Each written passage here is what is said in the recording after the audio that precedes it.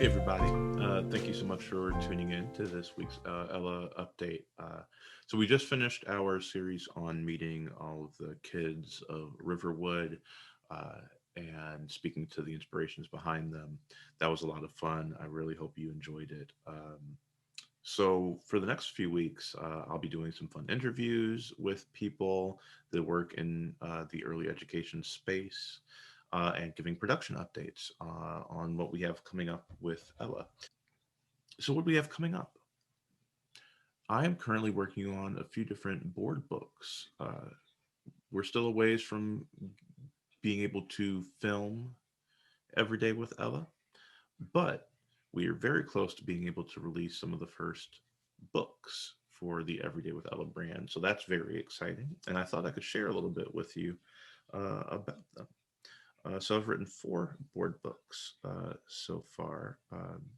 The first one is called Hi, I'm Ella. It's an introductory. One second. So the first book is an introductory book where you get to meet the kids, similar to the series we just did. They tell you a little bit about themselves, and then they ask a question back to you. Our hope is that all of our Everyday with Ella books make the reader an active participant, that they are having a conversation with the characters, which I think is going to be really exciting.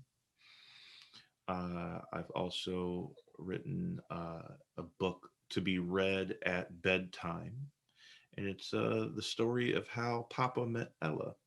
He wrote a series of letters over the 9 months it took for her to come into this world. Um, it's really, really sweet. And the second half of the book will have this kind of a similar format, but the lines will be blank. So then you can write in the story of how you met your little one.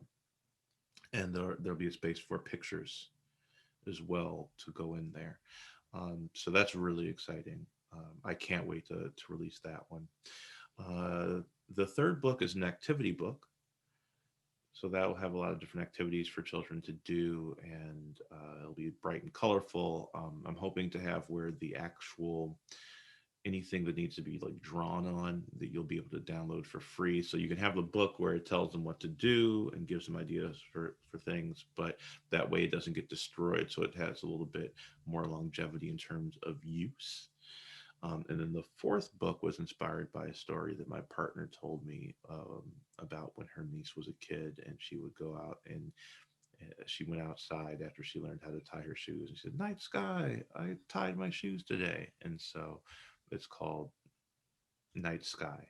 And I think it's going to be a really special one. I don't want to share too much about that one yet. There will be a second round of fundraising happening in the spring. Hopefully, we are working hard on trying to get the first Ella puppet brought to you.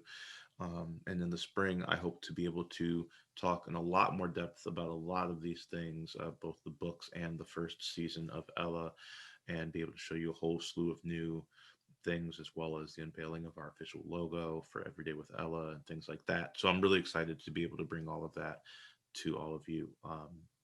Yeah, it's going to be a really exciting year for the Everyday with Ella brand, and I'm so excited to be able to bring all of that to you and to bring this platform for children to be seen and heard in this revolutionary way. Uh, to not only give a platform for the children of Riverwood to be seen and heard, but also to provide those platforms for your children to be seen and heard, to provide you with the tools to communicate with your kids, um, and let them be seen as assets in the house, to have agency within the house. I think it's so important that if these are our future leaders, that we should start teaching them how to lead today, not tomorrow. Super excited. Cannot wait. Please be sure to follow us on all of our social media networks and look out for the updates. There'll also be an email sign up coming soon, so that we can send out regular updates as well. And yeah, if you are inspired by this, if you want to come and talk to me, private message me. I run all of our social media stuff, so you can private message me on Instagram or on Facebook at either Everyday with Ella or on Reflect Media. Message me if you're interested. If you want to invest in this or anything like that, let me know. If you're looking to try and make help this become a reality, hit me up. because we can't do this without our community. So you are the fuel that's going to power this show and these characters, and we can't wait. Uh, Now for this week's interview.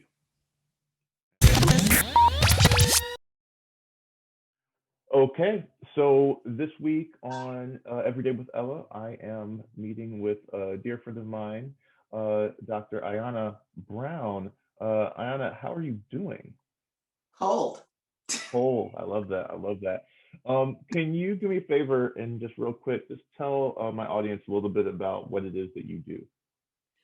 So, hi. Thank you for having me. My name is Ayanna Brown. I am an associate professor at Elmhurst University in Elmhurst, Illinois. And my area of focus is in language literacy and sociology. And my work specifically looks at discussions of race in classroom settings and how discussions of race sort of govern the ways in which schools are organized, the discourse practices in classrooms, teaching and learning, all the ways in which the macro aspects of racism and racialism shows up in classroom teaching and learning. So that's sort of my research.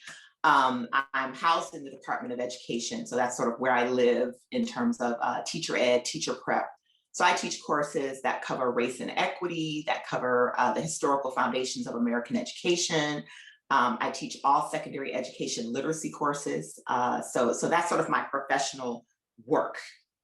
Then there's Ayanna Brown as the philanthropist. there's Ayanna Brown as sort of the social community person, and I see my work as how do we support teachers in inviting ways, but also how do we support families and communities so that they know how to have conversations with their teachers, they know what resources and tools they have available to them, and that they actually have far more control over their children's education than even sometimes schools position them to believe. We know that parents are their children's first teachers, and parents are pressured in many ways to believe that if something's not going very well for their children, it must be because there's a problem at home. So home is either positioned as an honored space. It's something where your children, if they're doing well at school, they praise parents. Oh, your family must be doing very well. There's a lot of accolades that are tossed into the home environments. But if children are also not engaged or not having a pleasant experience at school, that same accolade can quickly turn and become something's wrong in the homes. There are issues with the family. The family doesn't speak English as their first language, or their socioeconomic status. And in either one of those two extremes, the school has removed itself from the process in terms of the accountability of the success of the child.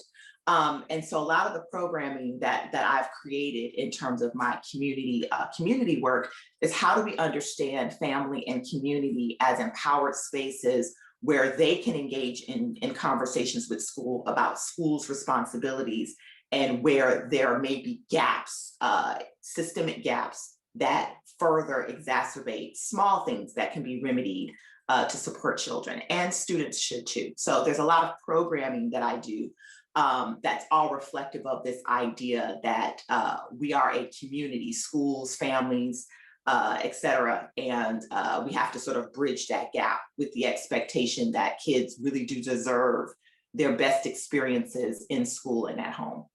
Hmm. Thank you so much. First of all, that's amazing, and thank you for what you do. It's definitely something that is needed.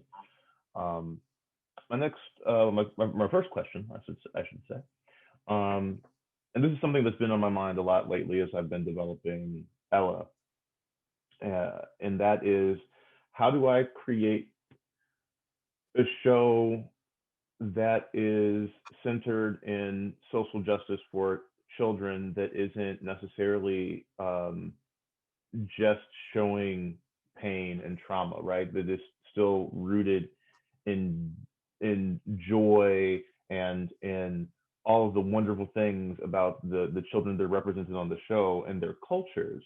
Right. So how do you do that in your work? How do you use this work that you do as a social justice tool? Yes, that's a really good question, and it's really it's challenging when you think about this from the perspective of the Black diaspora. So let me frame this. You know, when we talk about children and we talk about the principles of education, there's something called a protected childhood, right? And this is very much so rooted in early childhood education and this idea that children ought to have a protected childhood. And what that means has to do with their ability to play, their ability to discover, their ability to engage one another, their ability to be safe and to feel safe. And there's all sorts of tenets and principles around this idea of a protected childhood. And schools are a part of this protected childhood construction. Families are a part of the protected childhood. Community centers, recreation centers, when you're doing programming for children, there's a sense that they should feel protected, and this protection should come with also the opportunity to explore and learn. Well, one of the challenges when we talk about a protected childhood is that Black children have never been protected. So, in the context of an American society where Black children have been a part of the labor force, Black children have been castigated in terms of bestiality and regarded in objectified ways, historically, the Black childhood as a protected thing is something that Black families had to create in order to give them that protection because it didn't exist in the context of all those other systems. And so when we think about social justice and programming for Black children, there's this really difficult balance that has to exist because they have to know that historical context. They have to know that in order for you to soar and be all the things that you can be, you cannot necessarily do that without knowing the context for how you've been rooted. And unfortunately, we see even today the examples of Black children being positioned in ways to remind them or place them in this space of objectification. Now, what do we do when we don't want them to sort of bear the burden of this cloud, where even when they are preparing to launch and doing the greatest of things, that they have the right to discover and play and simply just be?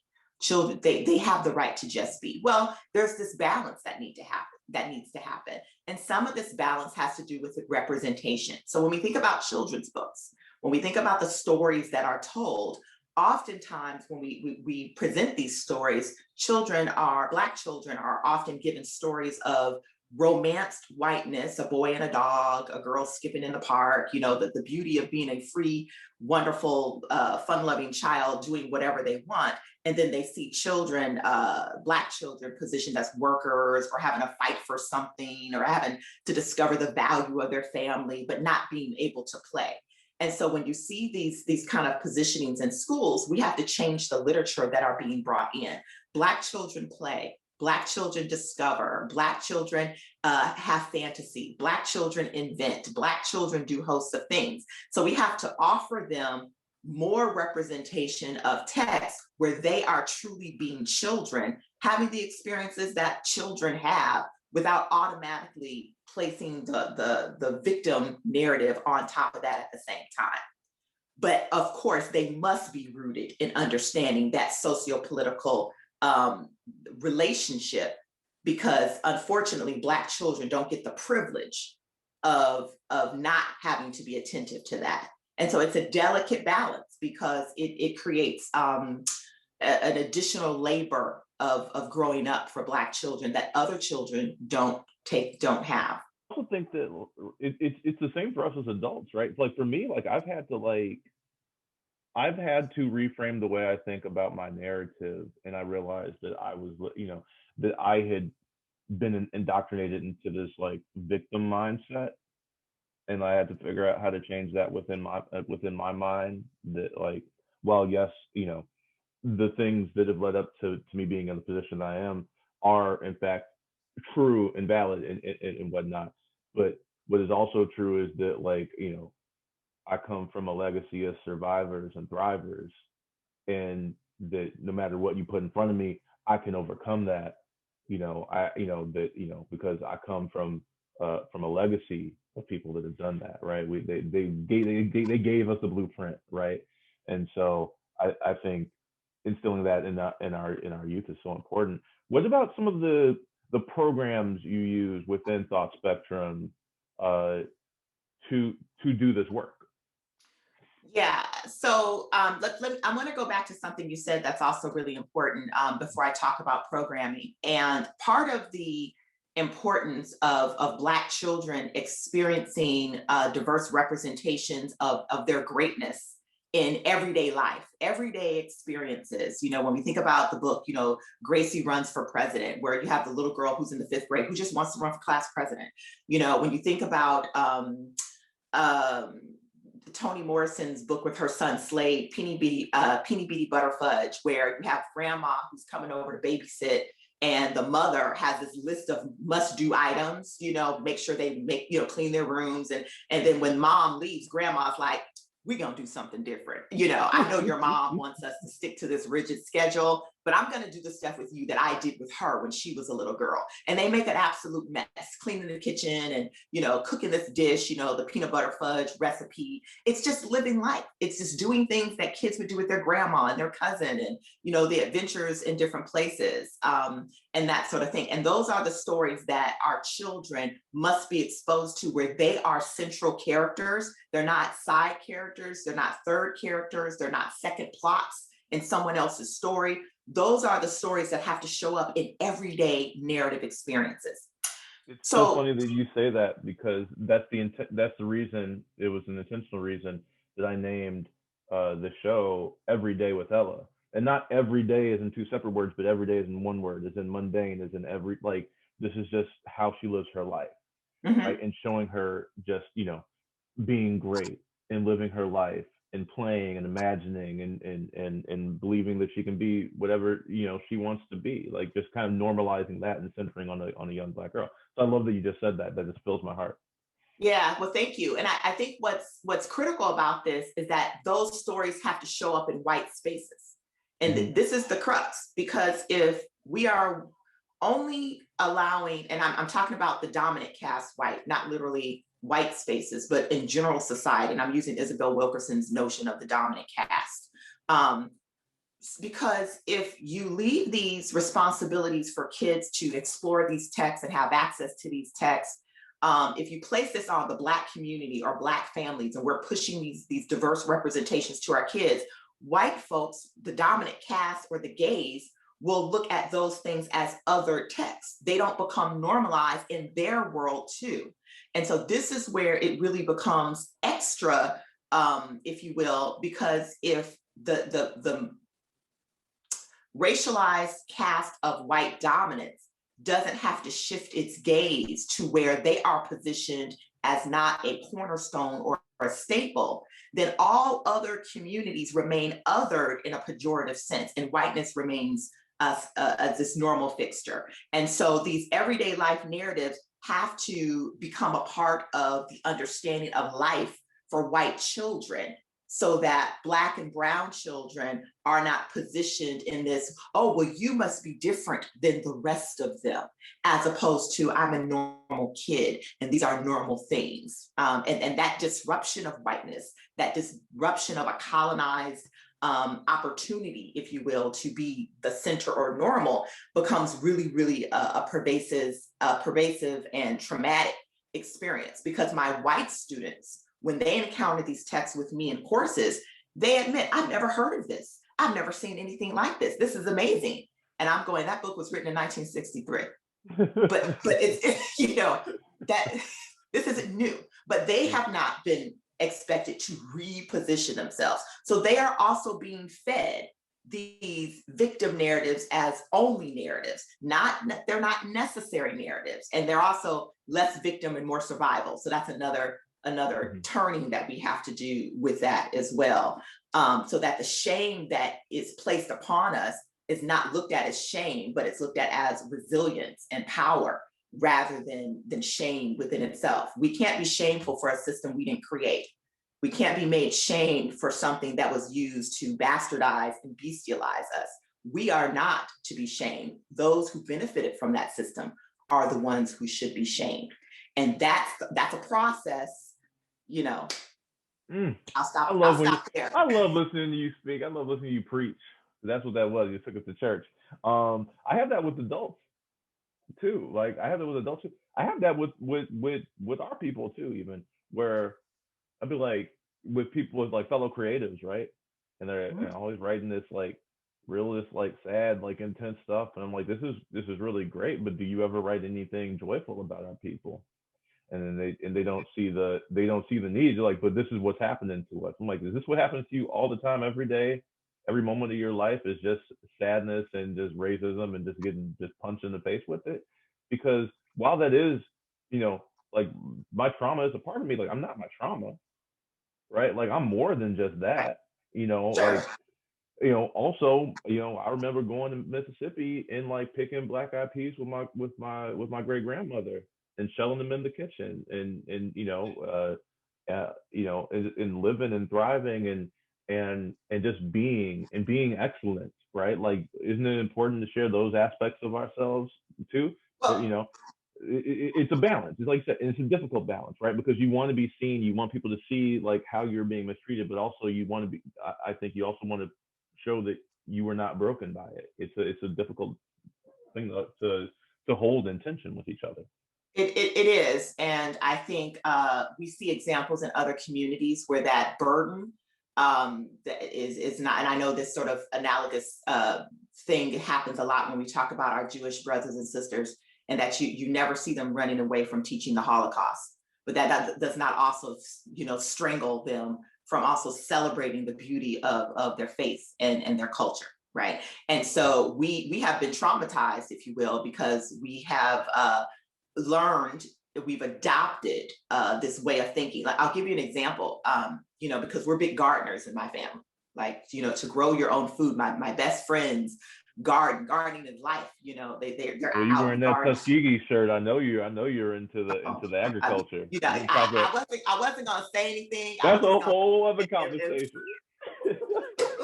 but let's think about it. There are some people who literally will not plant or grow their own food because they don't want the association, if you will, of the forced labor that we had to do. Now think about that, right? So when you think about what Fannie Lou Hamer was trying to do with farmers and empowering people through the growth of your own food and using that as an economic value, it's the same issue where people will know that their life is in the bread, right? Their life is in the water, but because at one point the bread and the water was for someone else's benefit, they don't want to associate themselves with that. Now they want to eat, right? They want the fresh food, but they don't want to grow it. They don't want to pick it.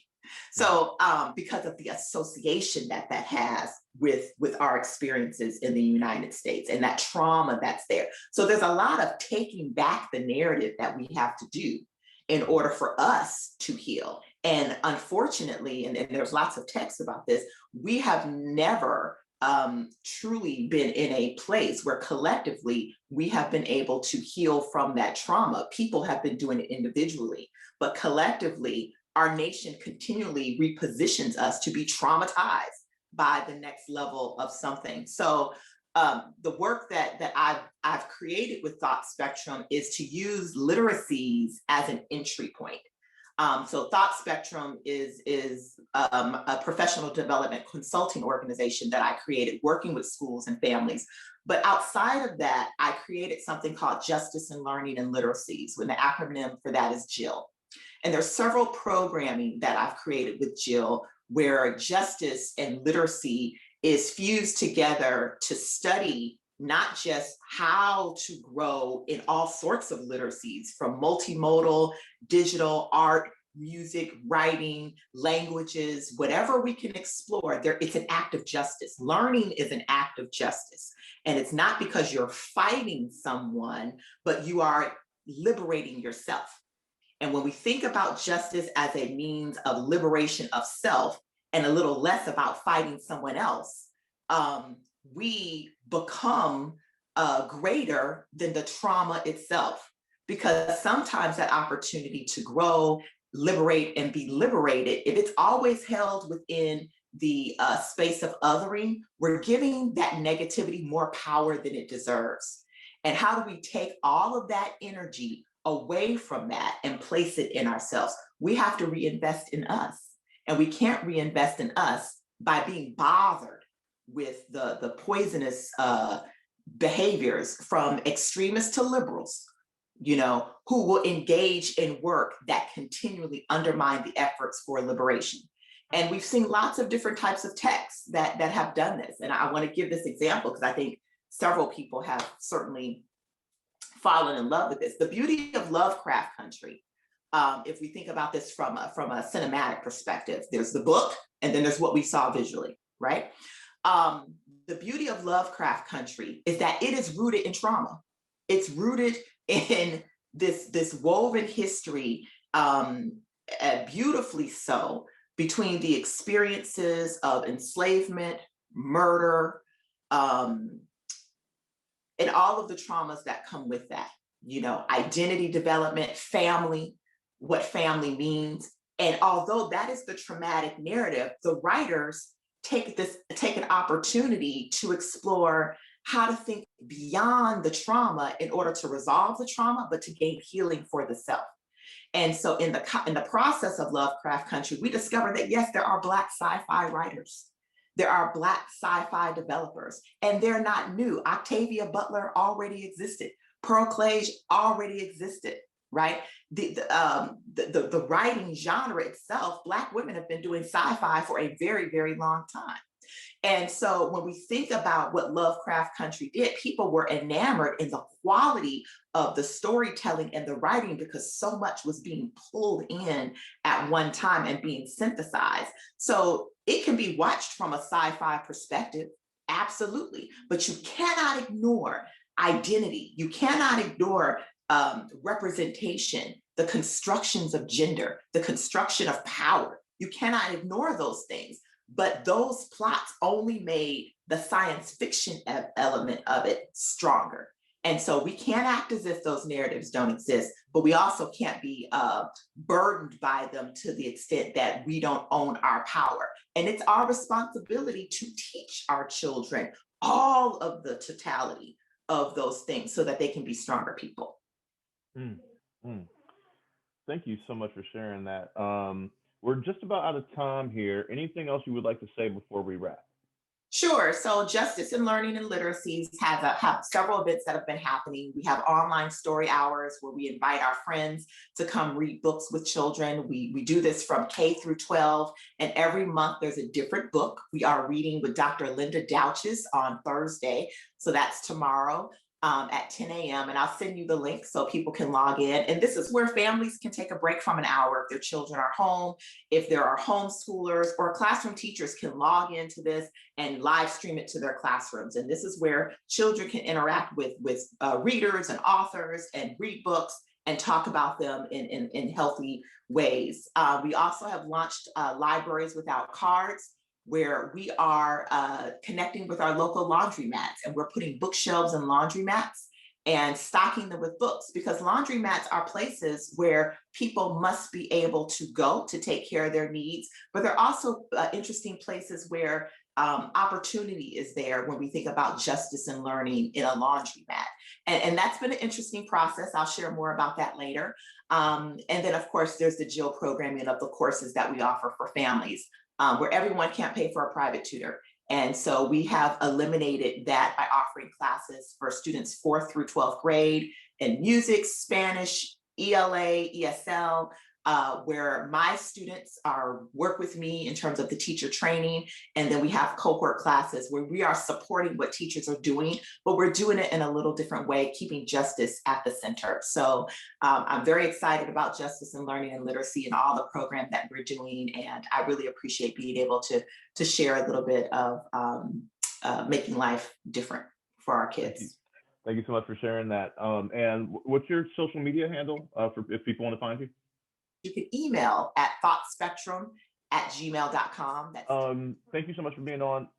I'd love to have you come back, and maybe we can have you do like a story time on our Ella page hey, live. I have a couple of authors who why should I do the story where the writer of the books can do the stories themselves? I'd I would love to love be to have you. I would love yeah, to have you do. Maybe we could do a live stream where we do some storytelling.